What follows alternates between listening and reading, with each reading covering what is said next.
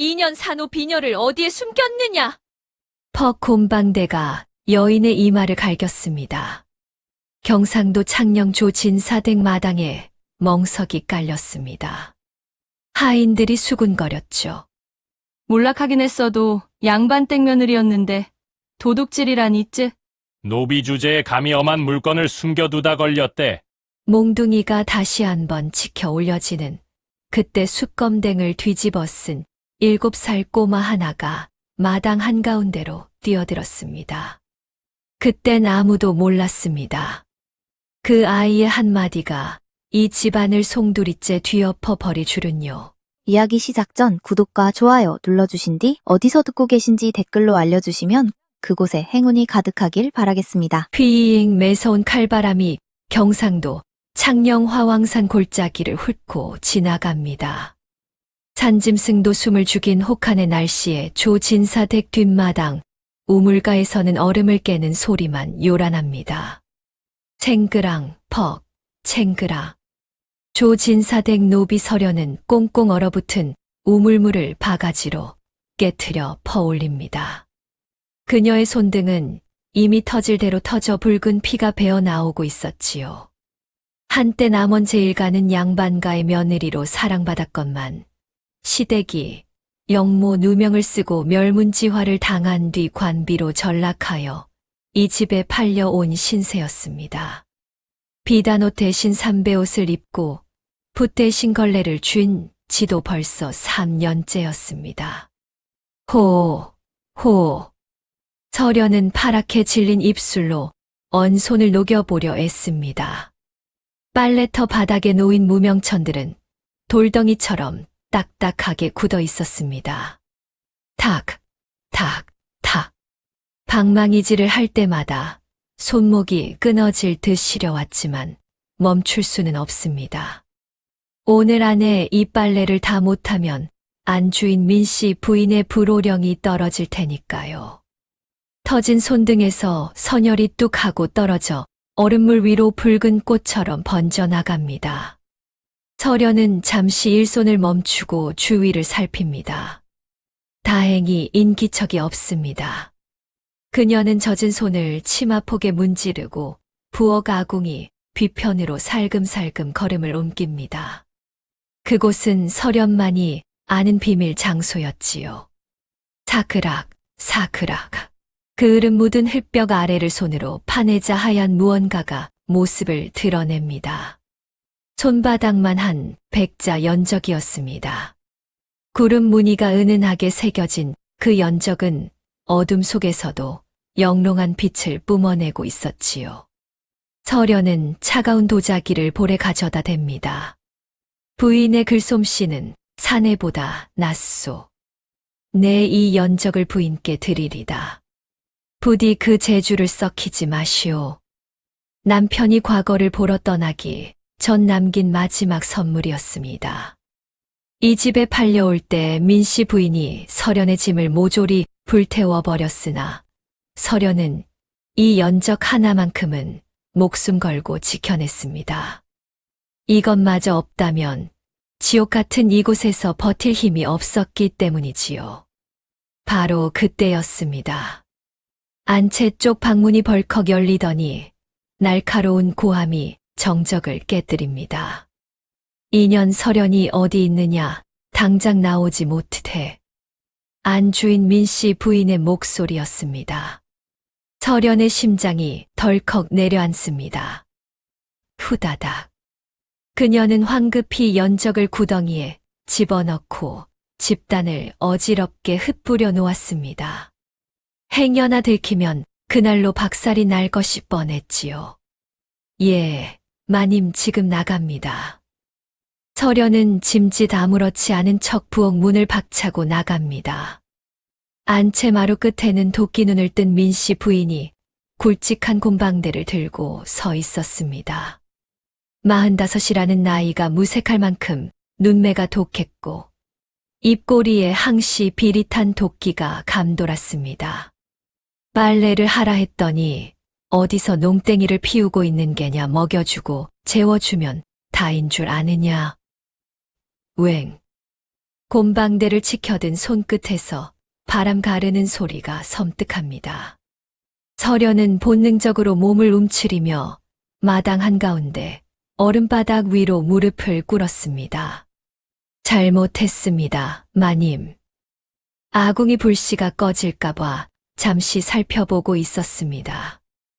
말대꾸는 잘도 하는구나. 양반가 며느리였다고 입만 살아가지고.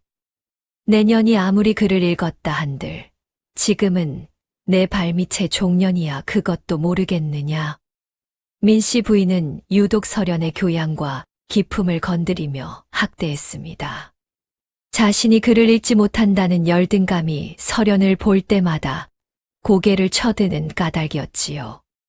민씨 부인이 씩씩거리며 마당으로 내려서는 순간 대문 밖에서 왁자지껄한 소리가 들려왔습니다.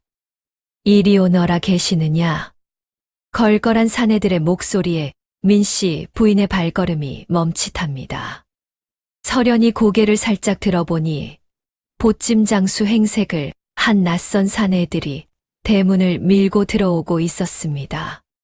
그들의 눈빛이 예사롭지 않게 집안 구석구석을 훑고 있었지요. 서련의 등줄기로 식은땀이 흘러내립니다. 물 한 모금만 줍쇼. 지나가는 길인데 목이 타서 그럽니다. 우두머리로 보이는 사내가 넉살 좋게 웃으며 마당으로 들어섰습니다. 거적대기를 걸쳤으나 눈빛만은 형형한 것이 예사 장사치들은 아니었습니다. 민씨 부인은 곰방대를 든 손을 부들부들 떨며 그들을 노려보았습니다. 집안 꼴이 말이 아닌데 낯선 사내들까지 들이닥치니 화가 머리끝까지 치솟은 개지요. 에잉, 재수없게 실이 남의 집 안마당에 허락도 없이 발을 들이다니. 썩 나가지 못해. 민씨 부인이 악을 쓰며 소리를 질렀습니다. 그 틈을 타 서련은 바들바들 떨리는 다리에 힘을 주어 몸을 일으켰습니다. 지금이 아니면 또 언제 메타작이 시작될지 모를 일이었습니다. 그녀는 고개를 숙인 채 부엌 쪽으로 뒷걸음질 쳤습니다. 어딜 도망가느냐게 서지 못해. 민씨 부인의 호통이 등 뒤에서 터져 나왔지만 보찜장수들이 부인 앞을 막아서며 딴청을 피우는 바람에 서련은 간신히 부엌까지 달아날 수 있었습니다. 부엌으로 뛰어들어간 서련은 숨을 헐떡이며 아궁이 앞에 주저앉았습니다. 식어가는 번철 위에는 반쯤 익다만 녹두전이 흉물스럽게 말라비틀어져 있었습니다. 조진사 칠순 잔치가 코앞인데 전 하나 제대로 못 붙이고 서련은 떨리는 손으로 솔가지에 불을 붙여 아궁이 깊숙이 밀어 넣었습니다. 타탁 탁. 마른 장작이 타들어가는 소리와 함께 매캐한 연기가 부엌을 가득 채웠습니다. 서련은 눈물이 그렁그렁한 눈으로 기름병을 들어 번철 위에 부었습니다. 치익 하는 요란한 소리와 함께 고소한 기름 냄새가 진동하기 시작했습니다. 하지만 그녀의 머릿속은 온통 밖에서 들려오는 욕설과 이마의 통증으로 어지러웠습니다. 현기증이 일어 잠시 부뚜막을 짚고 숨을 고르던 찰나였습니다. 언니. 등 뒤에서 들려온 목소리는 너무나 작고 고요해서 마치 환청 같았습니다. 서련이 깜짝 놀라 뒤를 돌아보았습니다. 부엌 구석 숯가마니들이 쌓여있는 어둠 속에서 숯검댕을 뒤집어 쓴 꼬마 아이 하나가 그녀를 올려다보고 있었습니다. 이 댁 행랑채에서 나고 자란 얼자 아이 윤슬이었습니다. 올해로 7살, 앙상한 팔다리에 눈만 퀭하게 큰 아이는 부모 얼굴도 모르는 고아였지요. 또래와 어울리지 않고 혼자 사물을 관찰하는 버릇 때문에 하인들은 귀신 들린 아이라며 그 곁에 얼씬도 하지 않았습니다. 윤슬아, 내가 왜 였기? 서련이 의아해하며 다가가려는데 아이가 서련의 치맛자락을 단단히 움켜쥐었습니다. 아이의 소나기 힘이 어찌나 센지 서련은 멈칫할 수밖에 없었습니다. 숯검정이 잔뜩 묻은 아이의 얼굴에서 눈동자만이 섬뜩할 정도로 차갑게 빛나고 있었습니다. 언니, 엎드려. 뭐, 그게 무슨. 서련이 아이의 말을 이해하지 못하고 고개를 갸웃거리는 순간이었습니다. 윤슬의 작은 발이 번개처럼 서련의 오금을 걷어찼습니다. 전혀 예상치 못한 공격에 서련은 중심을 잃고 바닥으로 고꾸라졌습니다. 기름이 끓고 있는 번철과는 반대 방향, 부엌 문지방 쪽으로 몸이 날아갔습니다. 서련이 바닥에 나뒹굴며 소리를 지르려던 바로 그 찰나였습니다. 우지끈, 콱과 천지가 개벽하는 듯한 굉음이 고막을 찢었습니다. 서련이 방금 전까지 서 있던 부뚜막 위로 시커먼 그림자가 덮쳤습니다. 부엌 천장을 받치고 있던 거대한 대들보가 썩은 이빨이 빠지듯 내려앉은 것입니다. 서련은 비명조차 지르지 못한 채 몸을 웅크렸습니다. 무너진 대들보는 정확히 서련이 전을 붙이던 자리를 강타했고 끓고 있던 기름솥이 뒤집히며 시뻘건 불길이 치솟았습니다. 흙먼지가 자욱하게 피어올라 한치 앞도 분간할 수 없었습니다. 귀가 먹먹하고 온몸에 하얀 먼지를 뒤집어 쓴 서련은 덜덜 떨며 고개를 들었습니다. 자신이 서 있던 자리는 처참하게 으깨져 있었습니다. 만약 윤슬이 오금을 걷어차지 않았다면 서련은 저 대들보 밑에 깔려 끔찍한 꼴을 당했을 것이 분명했습니다. 심장이 터질 듯이 요동쳤습니다. 서련은 콜록거리며 먼지 구름 속에서 아이를 찾았습니다. 윤슬아, 윤슬아. 부엌 문지방 구석, 먼지를 툭툭 털며 일어나는 작은 그림자가 보였습니다. 윤슬이었습니다. 아이는 놀란 기색 하나 없이 덤덤한 표정으로 무너진 대들보를 바라보고 있었습니다. 마치 이 일이 일어날 것을 이미 알고 있었다는 듯한 태연함이었습니다. 괜찮니? 다친 데는 없어. 서련이 기어가듯 다가가 아이의 어깨를 잡았습니다. 아이는 그제야 고개를 돌려 서련을 바라보았습니다.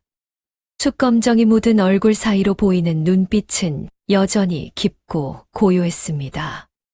아이는 손가락으로 무너진 대들보의 단면을 가리키며 나직이 입을 열었습니다. 개미가 닷새 전부터 기둥속을 비웠어. 오늘 무너질 줄 알았지.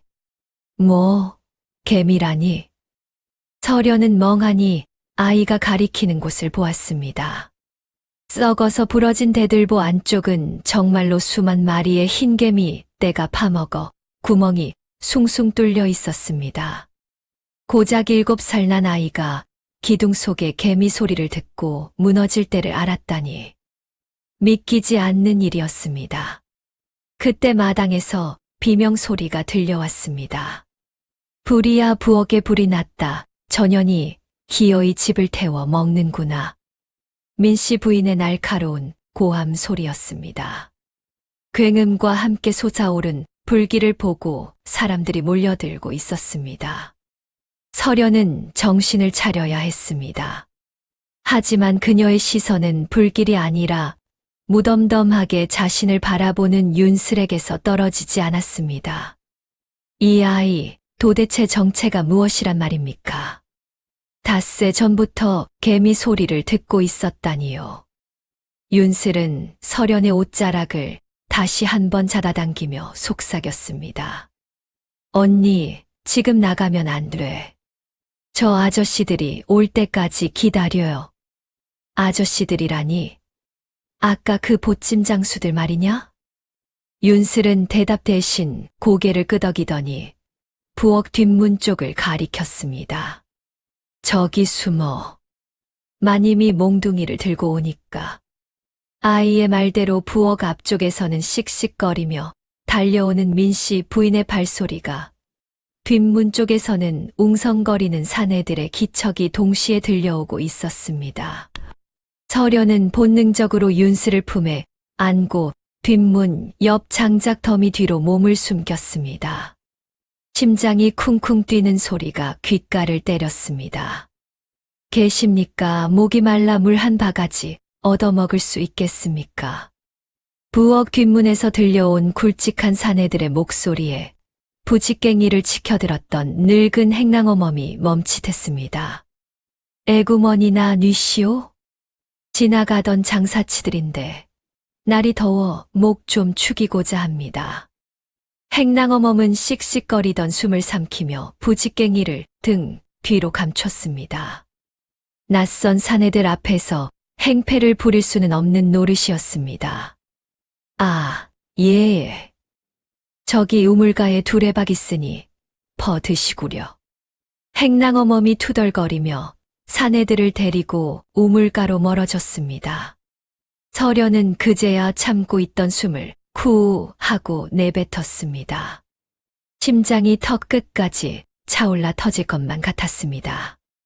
그런데 품에 안긴 윤슬은 태연했습니다. 아이는 서련의 품에서 빠져나오더니 아무 일 없었다는 듯 옷에 묻은 먼지를 툭툭 털어냈습니다. 이제 됐어, 언니. 윤슬은 곧장 아궁이 앞으로 다가가 식어가는 불씨를 살려냈습니다. 타닥 타닥 마른 장작이 타오르는 소리가 정적을 깨웠습니다. 서련은 멍하니 아이의 등만 바라보았습니다. 앞문의 할멈과 뒷문의 장사치들이 마주치게 하여 위기를 모면하다니. 우연이라기엔 너무나 절묘했습니다. 개미 소리를 듣는 귀, 사람의 동선을 잇는 눈. 이 아이는 대체 무엇을 보고 듣는 것일까요? 그날 밤이었습니다. 달빛조차 구름에 가려 어둑한 시각, 서련은 부엌에 남은 보리밥을 몰래 뭉쳤습니다. 주먹만 한 밥덩이를 하얀 배보자기에 싸서 품에 넣으니 따뜻한 온기가 가슴팍으로 전해졌습니다. 서련은 발소리를 죽여 행랑채 구석방으로 향했습니다. 끼익. 낡은 문을 조심스레 열자 냉기 서린 방바닥에 웅크리고 앉아있는 윤슬이 보였습니다. 아이는 호롱불 하나 없이 문틈으로 새어 들어오는 희미한 달빛에 의지해 바닥에 무언가를 열심히 그리고 있었습니다. 사각, 사각. 돌멩이가 거친 흙바닥을 긁는 소리가 규칙적으로 들렸습니다. 윤슬아, 자지 않고 뭘 하는 게냐? 윤슬은 고개를 들지 않은 채 손을 계속 움직였습니다. 서련이 다가가 바닥을 들여다보았습니다. 아이들이 흔히 하는 땅 따먹기 놀이인 줄 알았습니다. 하지만 자세히 들여다본 서련의 눈이 휘둥그레졌습니다. 바닥에는 기이한 선들과 숫자를 대신하는 작대기들이 빼곡했습니다. 동그라미가 그려져 있고 그 안에서 뻗어나가는 직선들이 복잡하게 얽혀 있었습니다. 이게 다 무엇이냐? 서련이 주먹밥을 내밀며 물었습니다. 윤슬은 그제야 돌멩이를 내려놓고 주먹밥을 받아들었습니다. 우물이야. 우물. 응. 아까 낮에 행랑어멈이 우물가에서 두레박줄이 짧다고 투덜거렸잖아. 그래서 계산해봤어. 윤슬은 오물오물 주먹밥을 씹으며 바닥에 그려진 가장 긴 직선을 손가락으로 가리켰습니다. 돌을 던졌어. 퐁당 소리가 날 때까지 마음속으로 숫자를 셌지. 하나, 둘, 셋 그리고 소리가 다시 내 귀로 돌아오는 시간까지 더했어. 서련은 이해할 수 없다는 표정으로 아이를 바라보았습니다. 소리는 걸음보다 빠르지만 돌아오는 데는 시간이 걸려. 돌이 떨어지는 속도는 점점 빨라지니까 그걸 나눠서 셈을 해보면 아이는 바닥에 적힌 마지막 작대기 묶음을 톡톡 두드렸습니다. 12길하고 반길이야. 이 우물은 아주 깊어. 내일 가뭄이 들어도 이 마을 우물은 절대 안 마를 거야. 설연의 등줄기로 소름이 돋았습니다. 전율이었습니다. 이 아이는 귀신이 들린 것이 아니었습니다. 남들이 보지 못하는 세상의 이치를 소리와 숫자로 보고 있었던 것입니다. 12길 반. 설연은 멍하니 중얼거렸습니다. 마을 어른들도 모르는 우물의 깊이를 고작 7살배기 천민 아이가 돌멩이 하나와 귀만으로 알아낸 것입니다. 설연의 가슴 속에서 뜨거운 무언가가 울컥 치솟았습니다. 그것은 안타까움이었고 동시에 벅찬 희망이었습니다. 이 아이를 이 썩은 행랑채 구석에서 썩게 두어선 안 된다.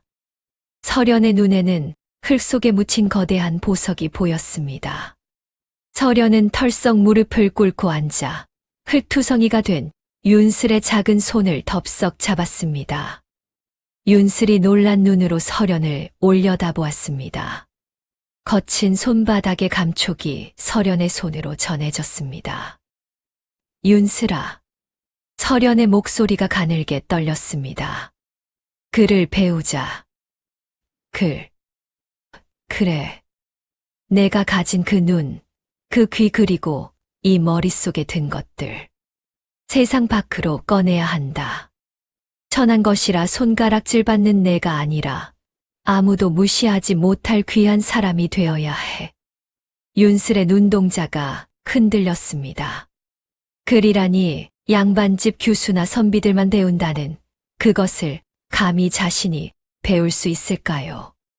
하지만 설연의 눈빛은 단호했습니다. 내가 가르쳐 주마. 어깨 너머로 배운 언문이지만 너라면 금방 깨우칠 게다. 설연은 잡은 손에 힘을 주었습니다. 어두운 방 안 문틈으로 스며든 달빛 한 줄기가 바닥에 그려진 우물 그림 위를 비추었습니다.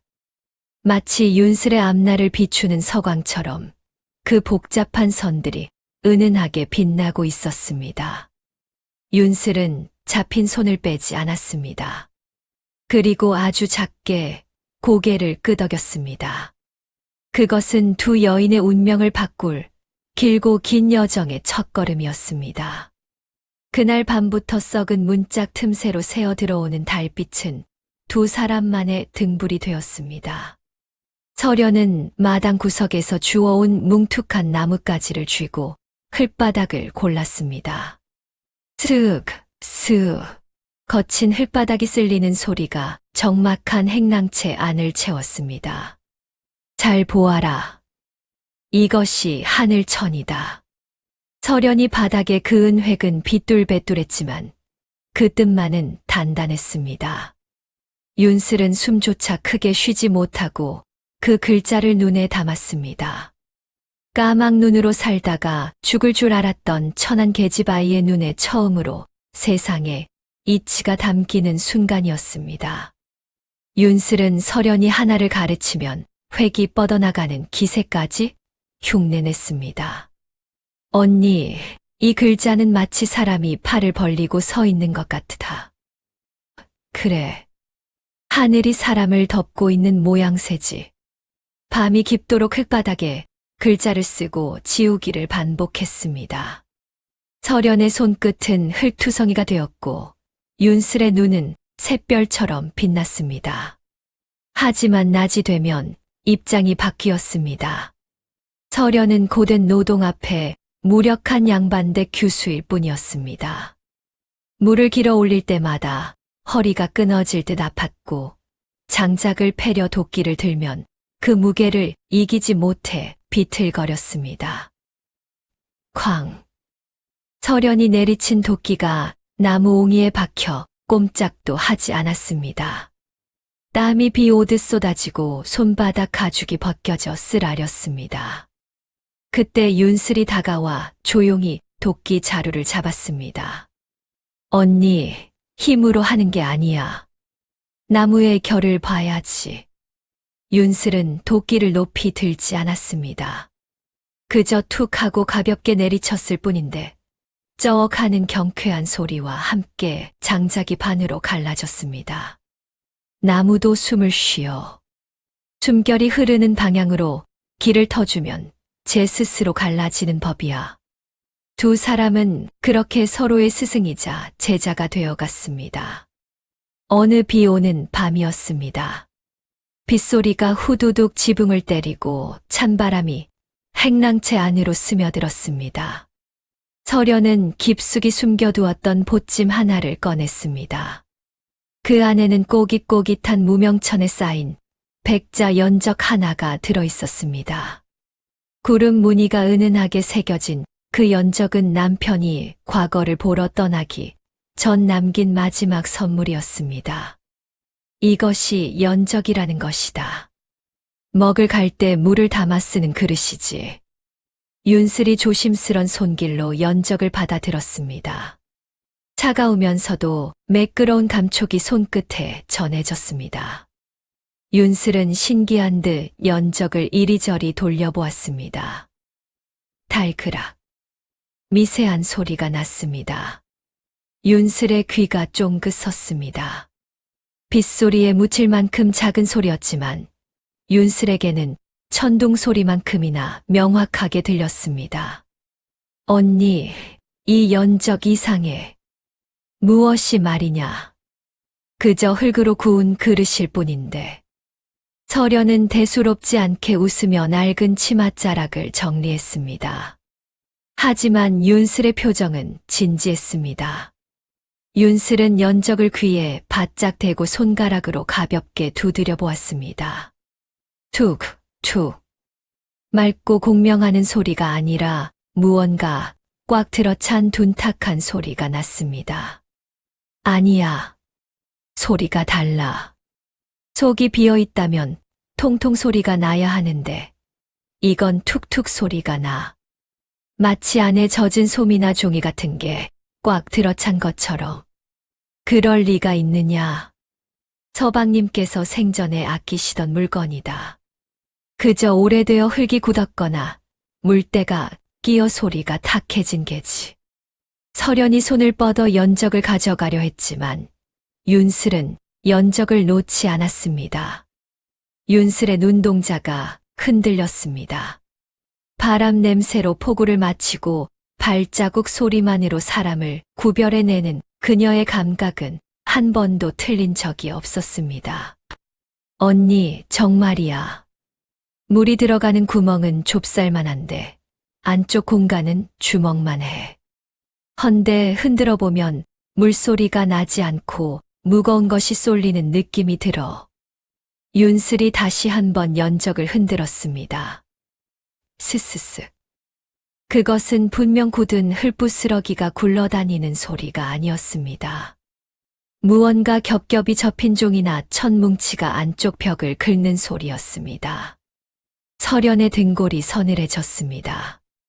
남편은 이 연적을 건네며 무슨 일이 있어도 잃어버리지 말라고 거듭 당부했었습니다. 그저 부부의 정표라 그런 줄만 알았습니다. 설마. 서련의 목소리가 떨렸습니다. 밖에서는 천둥이 우르릉 하고 울부짖었습니다. 행랑채 안의 공기가 순식간에 무겁게 가라앉았습니다. 윤슬은 연적의 주둥이를 빛이 들어오는 쪽으로 비추어 보려 애썼습니다. 언니, 깨봐야 해. 이 안에 무언가 들어있어. 언니의 운명을 바꿀지도 모르는 무언가가. 윤슬의 당돌한 제안에 서련은 숨을 멈췄습니다. 남편의 유품을 깬다는 것은 차마 할 수 없는 일이었지만 윤슬의 확신에 찬 눈빛을 무시할 수도 없었습니다. 서련은 꿀꺽 침을 삼켰습니다. 연적의 매끄러운 표면 위로 번개가 번쩍이며 기괴한 그림자를 드리웠습니다. 서련은 고개를 세차게 저었습니다. 아니다, 윤슬아, 지금은 아니다. 이 밤중에 이걸 깼다간 안채까지 소리가 들릴 게야. 게다가 서방님이 목숨 걸고 지키라 하신 물건을 내용물이 뭔지도 모르고 무턱대고 깰 수는 없다. 서련의 목소리는 떨렸지만 단호했습니다. 밖에서는 여전히 천둥 소리가 화르릉하고 기와지붕을 때리고 있었지요. 두 사람은 연적을 다시 낡은 반다지, 깊숙한 곳 소미불 사이에 숨겼습니다. 겉보기엔 그저 평범한 백자 연적이었으나 그 안에 든 것이 설연의 앞날에 어떤 파장을 몰고 올지 짐작조차 할 수 없었습니다. 이튿날 아침이 밝았습니다. 아이고 마님 억울합니다요. 저는 정말 모르는 일입니다요. 날카로운 비명 소리가 새벽 공기를 갈랐습니다. 설연과 윤슬이 방문을 열자 마당은 아수라장이었습니다. 안채 마당에는 하인 셋이 멍석 위에 꿇어 앉아 있고 민씨 부인이 회초리를 들고 서 있었습니다. 이놈들 쌀 5섬이 발이 달려서 제 발로 걸어 나갔단 말이냐. 밤새 곳간을 지키라고 세워뒀더니 쌀을 빼돌려. 짝. 회초리가 허공을 가르며 머슴의 등짝을 후려쳤습니다. 살점이 터지는 소리가 마당에 울려 퍼졌습니다. 곳간 문은 굳게 닫혀 있었고 자물쇠도 부서진 흔적이 없는데 귀신같이 쌀가마니만 5개가 사라진 것이었습니다. 조진사는 뒷짐을 진 채 혀만 찰뿐 나서지 않았습니다. 그때 설연의 뒤에 서 있던 윤슬이 조용히 앞으로 걸어 나갔습니다. 윤슬아, 나서지 마라. 설연이 다급히 옷자락을 잡았지만 윤슬의 눈빛은 이미 곳간을 향해 있었습니다. 윤슬은 매질이 오가는 멍석 쪽은 거들떠보지도 않고 곧장 열려있는 곳간 문으로 향했습니다. 저녀는 또 뭐야, 감히 여기가 어디라고 기어들어와. 민씨 부인이 소리를 질렀지만 윤슬은 아랑곳하지 않고 곳간 바닥을 유심히 살폈습니다. 마님 매질을 멈추십시오. 저 사람들은 범인이 아닙니다. 윤슬의 차분한 목소리에 매질 소리가 또 그쳤습니다. 민씨 부인은 기가 막히다는 듯 코웃음을 쳤습니다. 천한 것이 미쳤구나. 내가 범인이라도 본 것이냐? 보지는 못했으나 범인이 지나간 길은 보입니다. 윤슬은 곳간 안쪽 구석에 쌓인 쌀가마니들을 가리켰습니다. 보십시오. 다른 가마니들은 수평이 맞는데 유독 저 구석에 있는 가마니들만 오른쪽으로 아주 미세하게 기울어져 있습니다. 마치 바닥이 꺼진 것처럼 말입니다. 조진사가 그제야 흥미롭다는 듯 곳간 안으로 들어왔습니다. 과연 윤슬의 말대로 구석진 곳의 가마니들이 묘하게 균형을 잃고 있었습니다. 그리고 바닥을 보십시오. 쥐가 드나들었다면 흙부스러기가 안쪽으로 밀려 들어와야 하는데 저 돌틈 사이에는 흙이 밖으로 쓸려 나간 흔적이 있습니다. 누군가 밑에서 위로 돌을 들어 올렸다는 뜻입니다. 윤슬은 주저없이 구석 바닥에 깔린 넓은 판석을 가리켰습니다. 돌쇠야, 저 돌을 한번 들어보거라. 조진사의 명령에 머슴들이 달려들어 판석을 들어 올렸습니다. 우지끈. 무거운 돌이 들리자 사람들의 입에서 헉 하는 소리가 터져 나왔습니다. 돌 밑에는 사람이 웅크리고 지나갈 만한 크기의 구멍이 뻥 뚫려 있었습니다.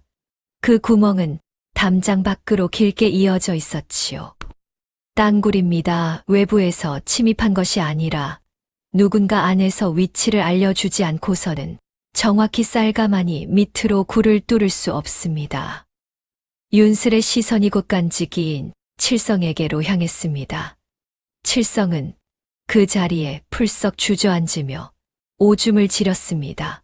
옆집 머슴과 짜고 며칠에 걸쳐 땅굴을 팠노라고 실토하고 말았습니다. 참으로 기특하구나. 어린아이가 어찌 이런 눈썰미를 가졌단 말이냐. 조진사는 감탄했지만 그 모습을 지켜보는 민씨 부인의 눈초리는 더욱 매서워졌습니다. 그녀의 눈빛은 감탄이 아닌 섬뜩한 살기를 띠고 있었지요. 저것 보게나 보통 내기가 아니다.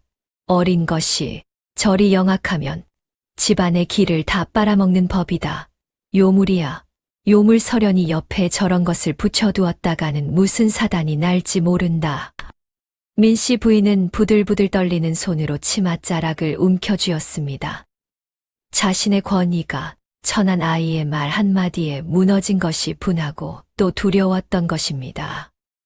소동이 마무리될 무렵 담장 밖에서 이 모든 광경을 지켜보는 또 다른 눈이 있었습니다. 관아의 복색을 한 낯선 서리한 사람이었습니다. 그는 땅굴이 뚫린 출구 쪽을 가만히 들여다보다가 담장 너머로 보이는 윤슬의 뒷모습을 눈에 새기듯 응시했습니다. 조진사댁에 저런 아이가 있었던가. 그는 품속에서 작은 수첩을 꺼내 무언가를 적어 넣었습니다. 굿끝이 종이 위를 스치는 소리가 바람 소리에 묻혔습니다. 아무도 그가 그곳에 있다는 것을 눈치채지 못했습니다. 서리는 의미심장한 미소를 지으며 조용히 골목 뒤로 사라졌습니다. 그날 밤 민씨 부인의 방에서는 늦은 시각까지 불이 꺼지지 않았습니다. 그녀는 무당을 불러 은밀한 대화를 나누고 있었습니다. 비방을 써야겠네. 그년이 서련이 년의 액바지가 아니라 도리어 그년의 운을 틔워주는 꼴이 되었어. 아주 싹을 잘라버려야지. 무당방울 소리가 딸랑하고 울리자 민씨 부인의 입가에 비릿한 미소가 번졌습니다.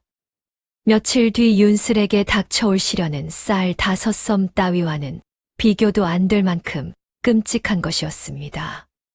며칠 뒤 새벽이었습니다. 안방에서 찢어지는 듯한 비명이 고요한 저택을 뒤흔들었습니다. 이게 어디 갔느냐?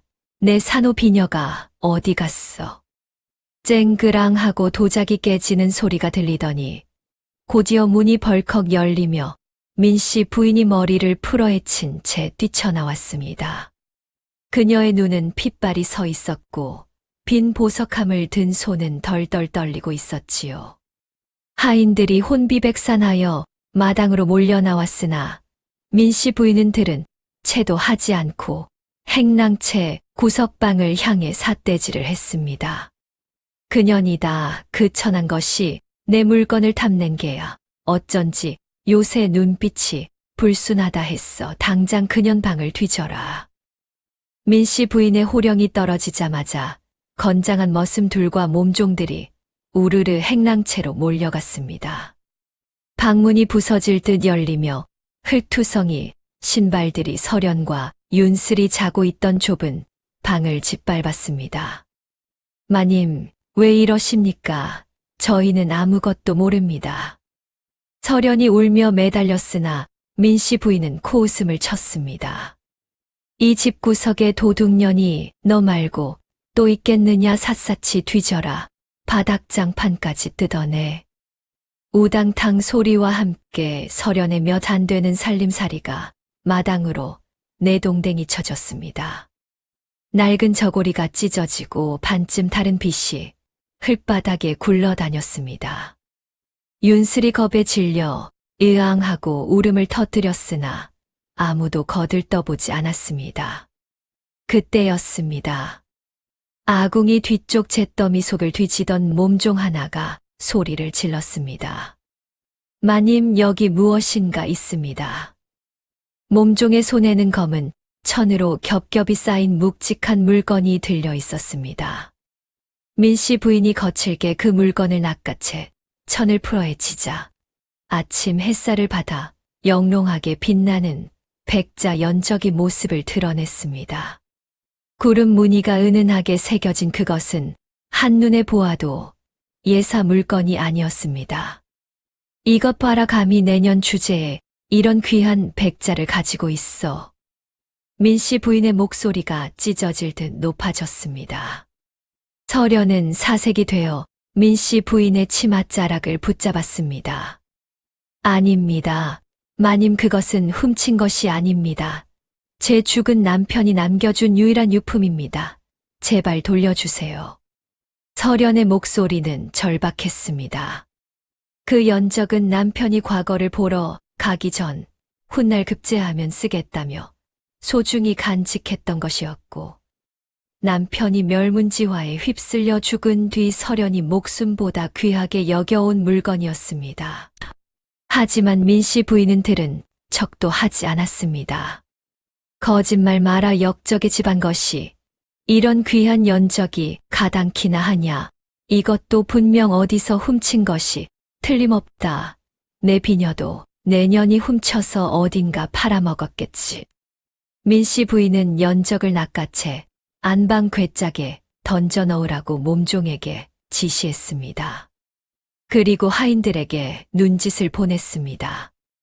인연이 아직도 거짓을 고하는구나. 내 비녀가 나올 때까지 인연을 쳐라. 그리고 저 연적은 관아에 넘기기 전까지 내가 보관하겠다. 억센 머슴의 손이 설연의 머리채를 휘어잡아 마당 한가운데로 질질 끌고 나갔습니다. 이거 놓으시오. 언니를 놔주오. 윤슬이 머슴의 다리에 매달려 울부짖었으나 머슴은 발길질로 아이를 밀쳐냈습니다. 퍽 하는 소리와 함께 윤슬이 마당 구석으로 나뒹굴었습니다. 설연의 비명 섞인 외침이 마당을 울렸으나 매질 소리가 쩍쩍 울려 퍼지기 시작했습니다. 마당에서는 몽둥이가 허공을 가를 때마다 설연의 신음소리가 터져 나왔고 그녀의 입에서 흐른 피가 흙바닥을 적셨습니다. 동네 사람들이 담장 너머로 웅성거렸으나 민씨 부인의 위세가 무서워 누구 하나 나서지 못했습니다. 흙바닥에 쓰러진 설연은 흐릿해지는 의식 속에서 한 가지 생각뿐이었습니다. 내가 죽으면 윤슬이는 어쩌나. 피 묻은 손을 뻗어 마당 구석에 쓰러진 윤슬을 바라보았습니다. 아이는 입술을 깨문 채 주먹을 불끈 쥐고 있었습니다. 눈물이 볼을 타고 흘러내리고 있었으나 그 눈빛만은 분노와 결의로 이글이글 타오르고 있었습니다. 마당 한가운데 멍석이 깔렸습니다. 민씨 부인의 호령에 머슴들이 바닥에 쓰러진 설연의 어깨와 다리를 거칠게 움켜쥐었습니다. 설연이 고통에 찬 신음과 함께 질질 끌려갔습니다. 험상궂은 손들이 짐짝을 다루듯 설연을 멍석 위로 내동댕이 쳤습니다. 퍽. 둔탁한 소리와 함께 설연의 입에서 붉은 핏덩이가 울컥 솟아올랐습니다. 머슴들은 가차없이 멍석 자락을 잡아채 그녀의 몸을 둘둘 말기 시작했습니다. 거친 집다기가 설연에 찢어진 피부를 파고들었고 순식간에 몸이 멍석 속에 갇혀 꼼짝달싹할 수 없게 되었습니다. 민씨 부인이 대청마루 위에서 부채를 탁 접으며 싸늘하게 내려다보았습니다. 매우 쳐라. 전현이 비녀를 어디다 숨겼는지 실토할 때까지 아니면 숨이 끊어질 때까지 멈추지 마라. 예, 많이. 우락부락한 머슴 2명이 어른 팔뚝만한 몽둥이를 높이 치켜들었습니다. 햇살을 받은 몽둥이 그림자가 멍석 위에 길게 드리워졌습니다. 붕. 바람을 가르는 소리가 섬뜩하게 고막을 때렸습니다. 멍석을 내려치기 직전 찰나의 순간이었습니다. 멈추시오. 어린아이의 목소리라고는 믿기지 않을 만큼 쩌렁쩌렁한 외침이 마당을 울렸습니다. 몽둥이를 내리치려던 머슴이 깜짝 놀라 중심을 잃고 비틀거렸습니다. 마당 구석에 나뒹굴어 있던 윤슬이 어느새 벌떡 일어나 멍석 앞을 가로막고 양팔을 벌리고 서 있었습니다.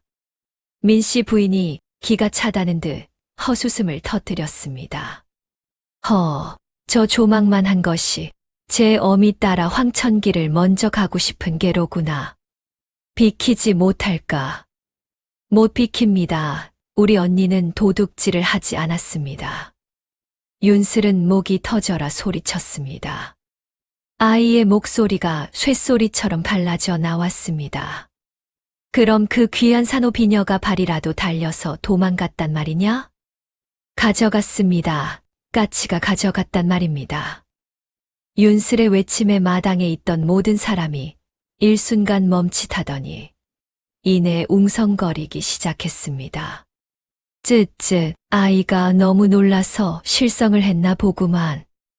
까치라니 까치가 금부치를 물어간다는 게 말이 되나. 비웃음 소리가 여기저기서 터져 나왔습니다. 민씨 부인의 얼굴은 더욱 일그러졌습니다. 까치, 내 살다 별 해괴한 소리를 다 듣는구나. 전현이 자식을 시켜. 이제는 날 능멸하려 드는구나. 여봐라. 저 어린 것까지 묻거라. 거짓말하는 혀를 뽑아놔야 정신을 차릴 게다. 머슴들이 몽둥이를 고쳐 잡고 윤슬을 향해 위협적으로 다가갔습니다. 시커먼 그림자가 윤슬의 작은 몸을 덮쳤으나 아이는 물러서지 않았습니다. 오히려 멍석에 갇힌 설연의 머리맡을 자신의 작은 몸으로 감싸 안았습니다. 때리세요. 차라리 저를 때리세요. 하지만 언니는 죄가 없습니다. 제가 보았습니다. 지붕 위에서 까치가 반짝이는 것을 물고 날아가는 것을 제가 보았단 말입니다. 머슴이 몽둥이를 치켜들었습니다. 윤슬은 눈을 질끈 감았지만 멍석 위에 설연을 감싼 팔만은 풀지 않았습니다. 몽둥이가 내리찍히려는 바로 그 순간이었습니다. 잠깐 멈춰라. 뒷짐을 지고 이 광경을 지켜보던 조진사가 한 발짝 앞으로 나섰습니다. 그의 눈매가 날카로워져 있었습니다. 부인, 잠깐만 기다려 보시오. 영감, 지금 뭘 기다리라는 거요? 저 천한 것들이 감히. 아이 말이 사실인지 아닌지 확인이나 해봅시다. 만에 하나 정말 까치의 소행인데 사람을 쳐 죽이기라도 하면 그건 관아에서도 문제가 될 일이오. 조진사의 말에 민씨 부인은 입을 삐죽거렸으나 차마 남편의 말을 정면으로 거스르지는 못했습니다. 조진사가 윤슬에게 다가갔습니다. 아이야, 내가 까치가 가져갔다 했느냐? 증거가 있느냐? 윤슬이 눈물이 그렁그렁한 눈을 들어 조진사를 바라보며 고개를 끄덕였습니다. 예, 대감마님. 증거가 있습니다. 제가 보여드리겠습니다. 윤슬은 조용히 안방 문지방 앞으로 다가갔습니다. 손가락을 들어 문틀 위쪽을 가리켰습니다. 대감마님, 여기 문틀에 난 긁힌 자국을 보십시오. 조진사가 헛기침을 하며 문틀을 들여다보았습니다. 과연 오래된 나무 문틀 상단에 날카로운 발톱에 긁힌 듯한 하얀 생채기가 선명했습니다. 윤슬은 이어 마당 한 구석에 있는 감나무를 가리켰습니다. 그리고 저 감나무 가지가 휜 각도를 보십시오. 안방문에서 날아오르면 정확히 저 가지를 딛고 지붕으로 올라가게 되어 있습니다. 까칠한 놈은 본래 반짝이는 것을 보면 사족을 못 쓰는 짐승이지요. 윤슬의 목소리는 차분했으나 그 논리는 서리빨처럼 날카로웠습니다. 조진사는 턱수염을 쓸어내리며 지붕과 문틀을 번갈아 보았습니다. 반신반의하던 눈빛이 점차 확신으로 변해가고 있었습니다. 산호비녀는 빛을 받으면 반짝입니다. 안방문이 열린 틈으로 아침 햇살이 비쳤을 때 까치가 그 빛을 보고 날아든 겁니다. 저기 저 까치집 입구에 붉은 빛이 보이지 않습니까? 사람들의 시선이 일제히 지붕 위로 향했습니다. 기와 지붕 끝자락에 까치집 하나가 위태롭게 걸려 있었고 바로 그 순간 깍깍 날카로운 울음소리와 함께 까치 한 마리가 지붕 위로 날아들었습니다. 여봐라, 돌쇠야, 당장 사다리를 가져오너라. 저 지붕 위 까치집을 뒤져봐야겠다. 조진사의 호령이 떨어지자마자 머슴들이 우왕좌왕하며 사다리를 가져왔습니다. 쿵 하고 사다리가 처마 밑에 놓이고 돌쇠가 조심스럽게 지붕을 향해 기어올랐습니다.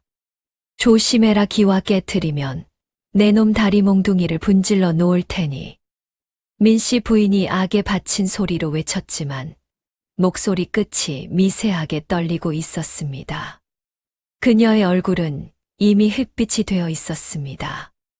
돌쇠가 지붕 위에 올라 까치집에 손을 뻗자 어미 까치가 깍깍거리며 돌쇠의 머리통을 쪼아댔습니다. 아이고, 따가워라, 이놈의 새가. 돌쇠가 팔을 휘저으며 까치집 안으로 손을 쑥 집어넣었습니다. 잠시 후 그의 손이 허공으로 번쩍 들렸습니다. 찾았습니다요. 비녀입니다. 마님 비녀가 맞습니다요. 돌쇠의 손끝에서 붉은 산호 비녀가 가을 햇살을 받아 영롱하게 빛났습니다. 마당에 모인 구경꾼들이 일제히 탄성을 질렀습니다. 오메, 진짜였네. 저 꼬마 말이 맞았어. 그럼 저 여인은 억울하게 죽을 뻔한 거 아니여? 사람 잡을 뻔했구만.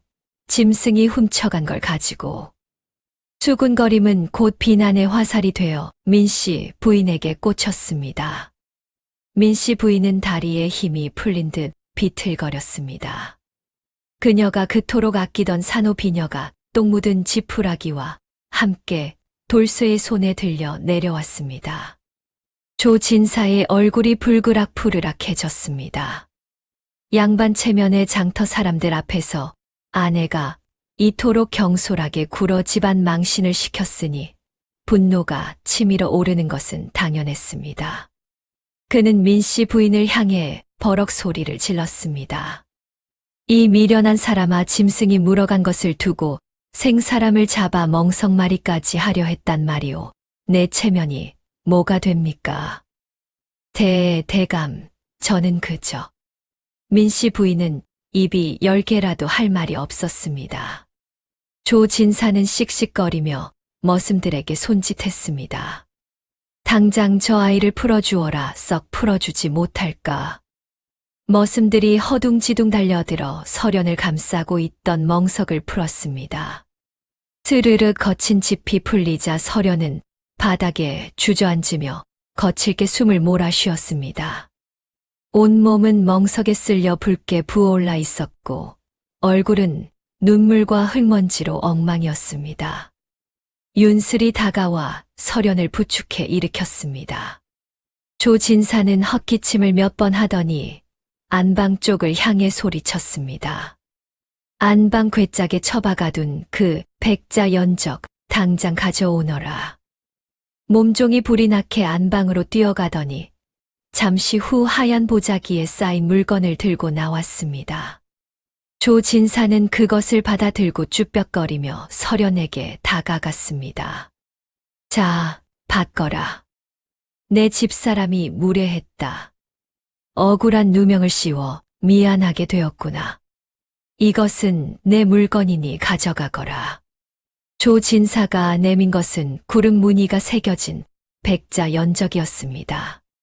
서련의 남편이 남긴 유일한 유품이었지요.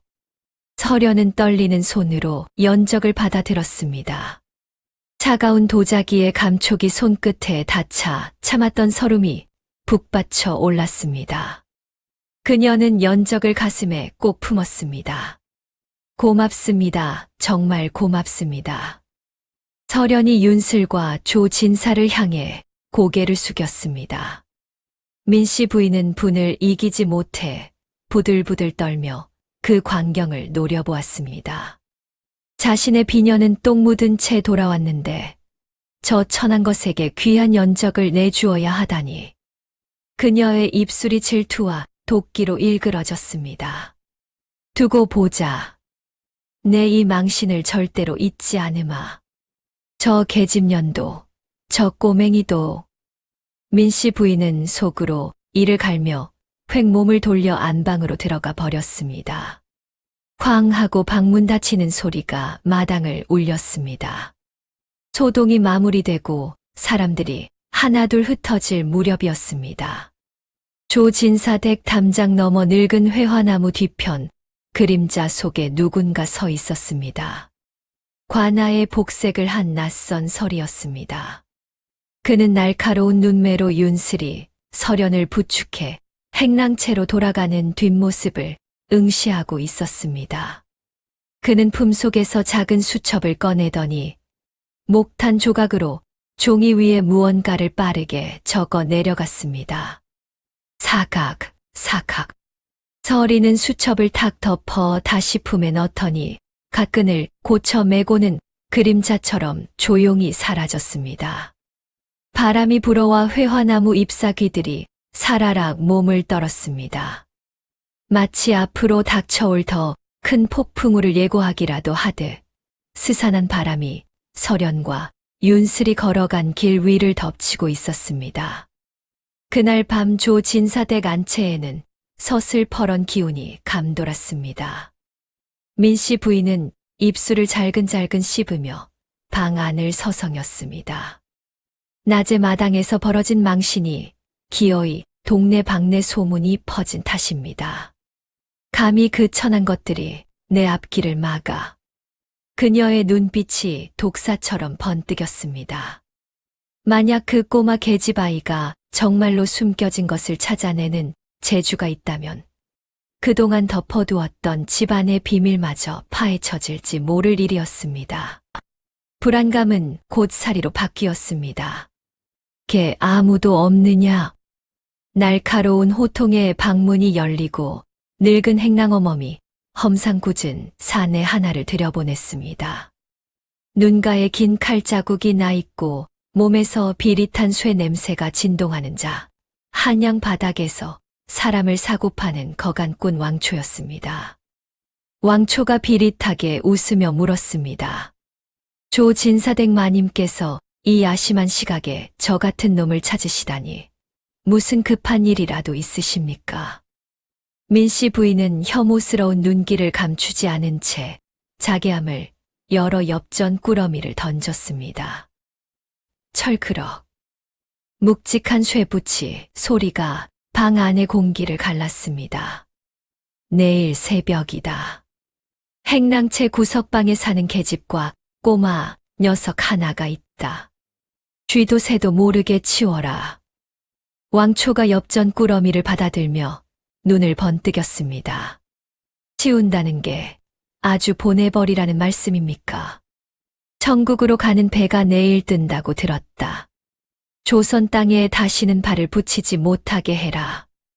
뱃사람들에게 넘기든 노예상에게 팔든 상관없다. 그저 내 눈앞에서 영원히 사라지게만 하면 된다. 알겠느냐? 왕초는 누런 이빨을 드러내며 희죽 웃었습니다. 걱정 마십시오. 제 손에 걸리면 산 사람도 죽은 사람이 되고 조선 사람도 오랑캐가 되는 법이지요.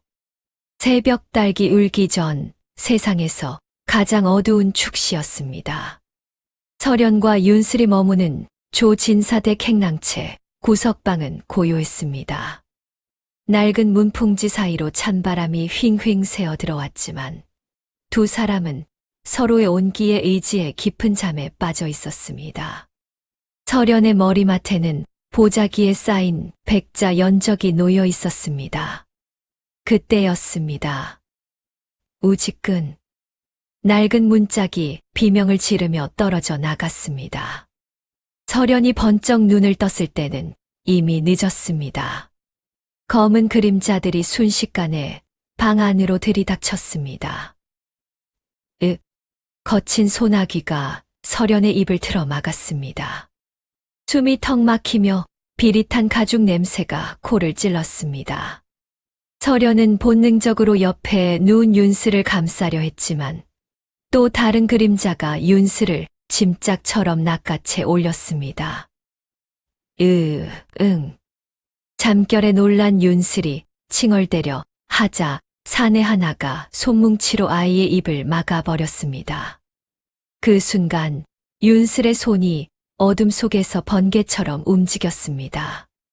설연의 머리맡에 놓인 보자기 끝자락을 낚아채 그 안에 연적을 품속 깊이 숨겨 넣었습니다. 사내들은 그 작은 움직임을 눈치채지 못했습니다. 조용히 해. 소리 지르면 둘 다 여기서 목을 따버릴 테니. 낮고 굵은 목소리가 귓가에 협박을 꽂아 넣었습니다. 서련은 필사적으로 발버둥 쳤습니다. 손톱으로 사내의 팔뚝을 긁고 발로 걷어찼습니다. 퍽. 이년이. 사내가 주먹으로 서련의 옆구리를 내리쳤습니다. 소리도 나오지 않는 고통에 서련의 몸이 새우처럼 굽어들었습니다. 눈앞이 하얗게 번쩍였습니다.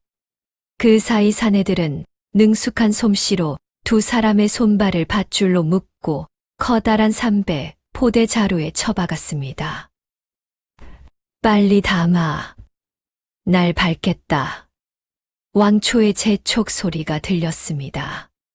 서련은 포대 안에서 비명을 질렀지만 두꺼운 천에 막혀 신음소리처럼 들릴 뿐이었습니다. 곧이어 작은 포대 자루에 윤슬이 담기는 소리가 들렸습니다. 툭. 작은 몸뚱이가 바닥에 내동댕이 쳐지는 소리에 서련의 가슴이 찢어지는 듯했습니다. 사내들은 짐짝처럼 두 개의 포대를 어깨에 둘러매고 밖으로 나갔습니다. 대기하고 있던 집마차 위에 쿵쿵 하고 두 사람이 던져졌습니다. 바닥에 깔린 지푸라기 냄새와 말똥 냄새가 역하게 올라왔습니다. 이랴. 채찍 소리와 함께 마차 바퀴가 굴러가기 시작했습니다. 덜컹, 덜컹. 비포장 흙길을 달리는 마차의 진동이 포대 자루를 뚫고 전해졌습니다. 서련은 어둠 속에 갇힌 채 흐느꼈습니다. 억울했습니다. 그저 조용히 살고 싶었을 뿐인데 왜 이런 일이 벌어지는 것인지 알 수 없었습니다. 마차는 마을을 벗어나 인적이 드문 산길로 접어들었습니다. 왕초, 이 계집이랑 애새끼 정말 천국배에 태웁니까? 계집은 반반하게 생겼던데 기방에 넘기면 돈 좀 만질 텐데요. 시끄러워. 의뢰인이 뒤탈없게 아주 멀리 보내라고 했다. 뱃놈들한테 넘기면 그만이야. 사내들의 대화 소리가 들려왔습니다. 천국이라니 말도 통하지 않는 이역만리 땅으로 팔려간다는 소리에 서련은 절망감에 눈앞이 캄캄해졌습니다. 이제 끝이구나. 윤슬이를 지키지 못했구나. 뜨거운 눈물이 볼을 타고 흘러 포대 자루를 적셨습니다. 그때였습니다. 옆에 놓인 작은 포대 자루, 윤슬이 담긴 그곳에서 미세한 움직임이 느껴졌습니다. 덜컹거리는 마차의 진동 때문이 아니었습니다. 사그락, 사그락. 마치 쥐가 갈짝거리는 듯한 소리가 윤슬의 포대 안에서 들려왔습니다. 서련은 숨을 멈췄습니다. 윤슬이 밧줄을 풀려는 걸까? 아니면 너무 무서워서 발버둥 치는 걸까? 하지만 그것은 단순한 몸부림이 아니었습니다. 윤슬의 고사리 같은 손이 품속 깊은 곳을 더듬고 있었습니다. 아이는 울고 있지 않았습니다.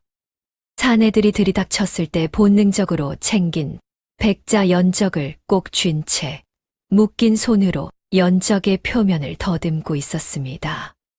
마차의 진동에 맞춰 연적 안에서 달그락하는 미세한 소리가 났습니다. 그것은 물소리가 아닌 딱딱한 고채끼리 부딪히는 소리였습니다. 야, 짐짝에서 무슨 소리 안 나냐? 마부석에 앉아 졸고 있던 왕초가 고개를 갸웃했습니다.